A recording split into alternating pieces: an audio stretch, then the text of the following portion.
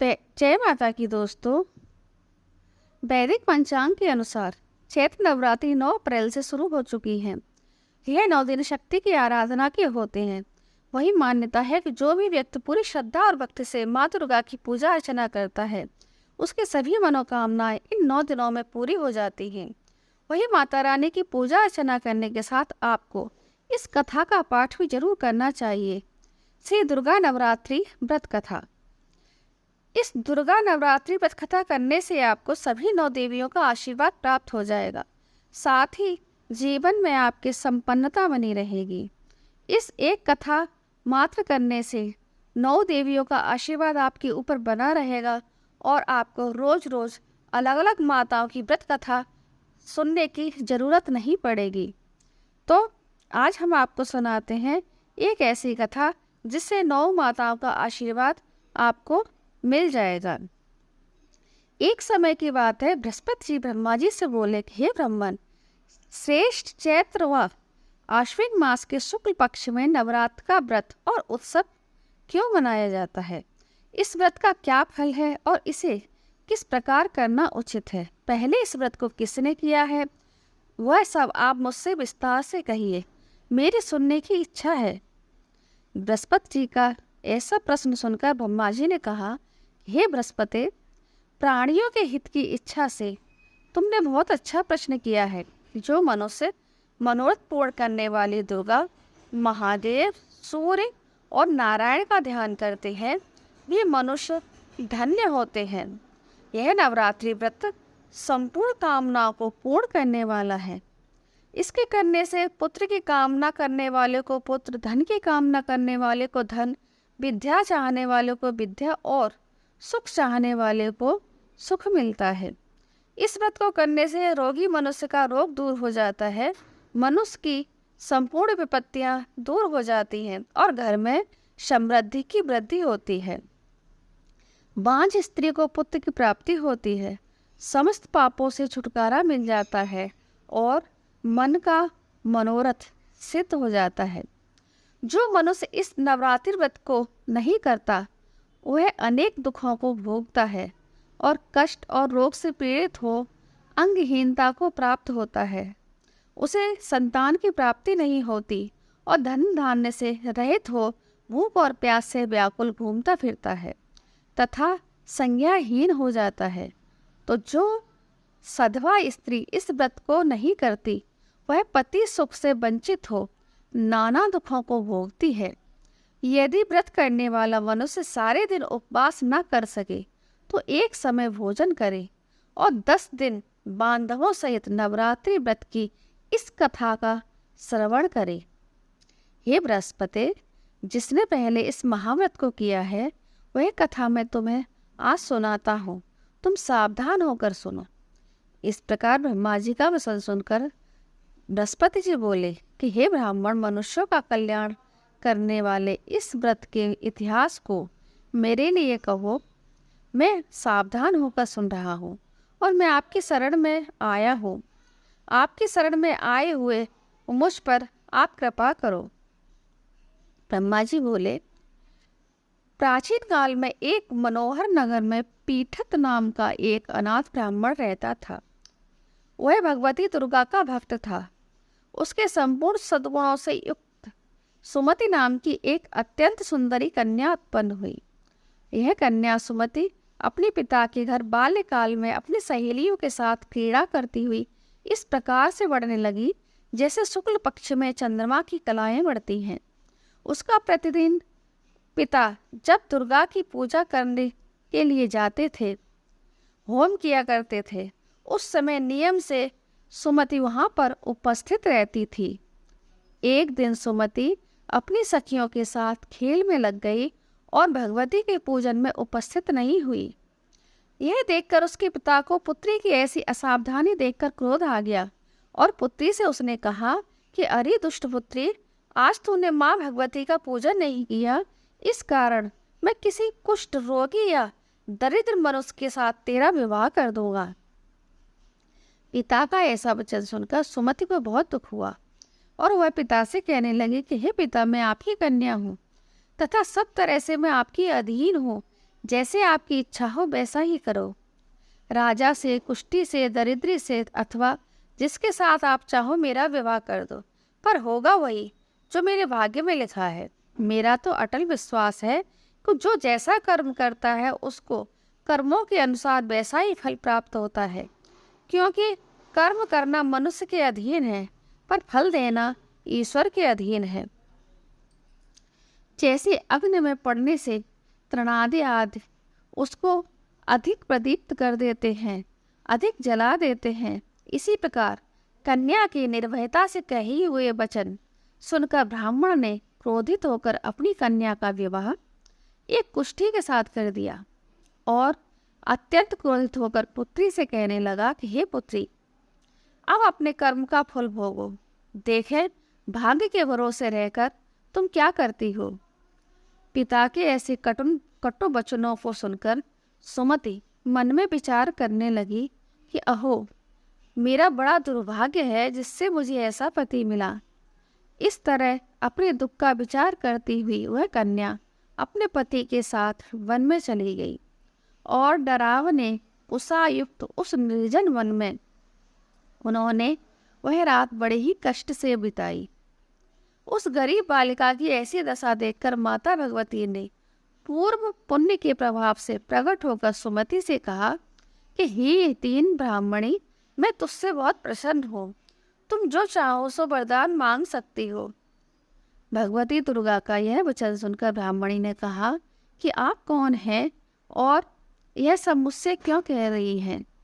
ब्राह्मणी का ऐसा वचन सुनकर देवी ने कहा कि मैं आदि शक्ति भगवती हूँ और मैं ही महाविद्या व सरस्वती हूँ। प्रसन्न होने पर मैं प्राणियों का दुख दूर कर देती हूँ, उसे सुख प्रदान करती हूँ।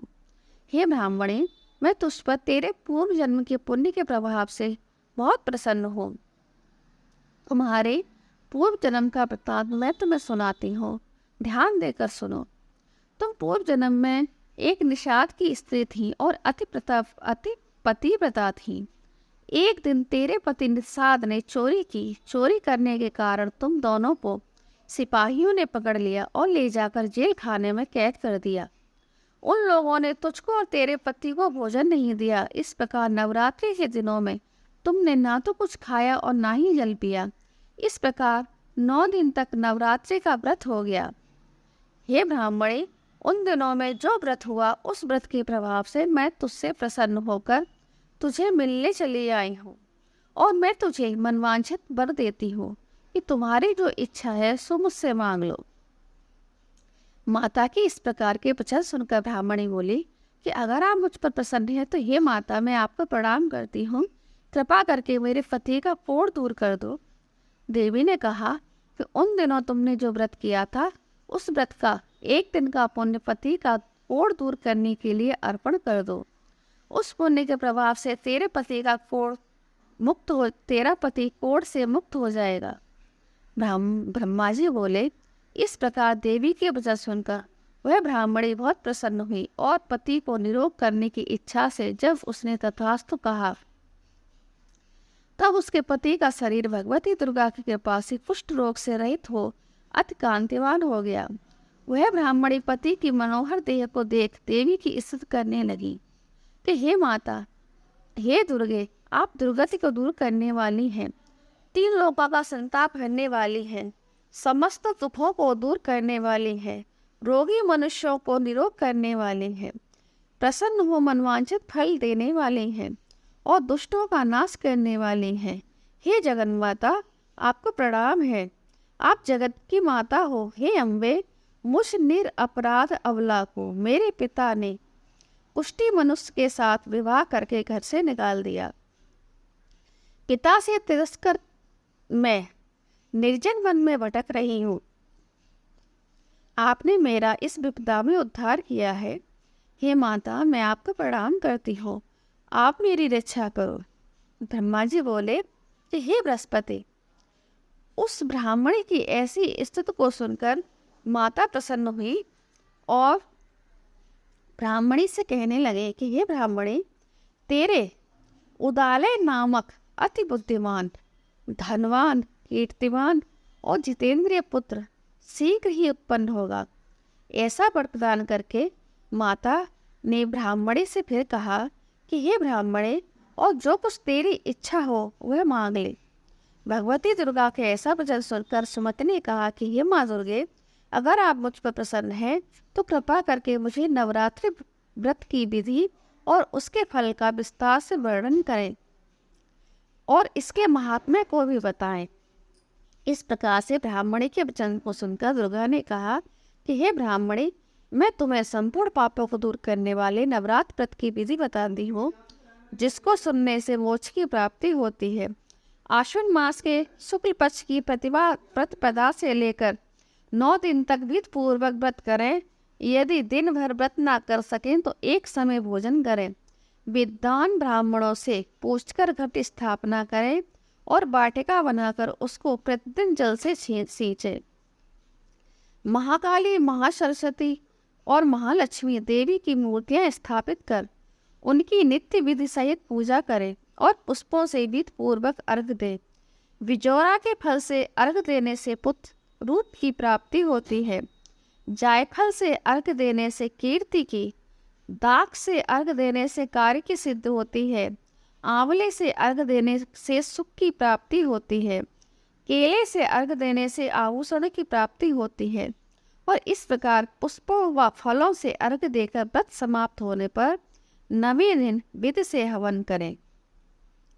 हाड़, घी, गेहूं, शहद, जौ, तिल, बेल, नारियल, दाख और कदम आदि से विधि पूर्वक हवन करें। गेहूं में होम करने से लक्ष्मी माता की प्राप्ति होती है।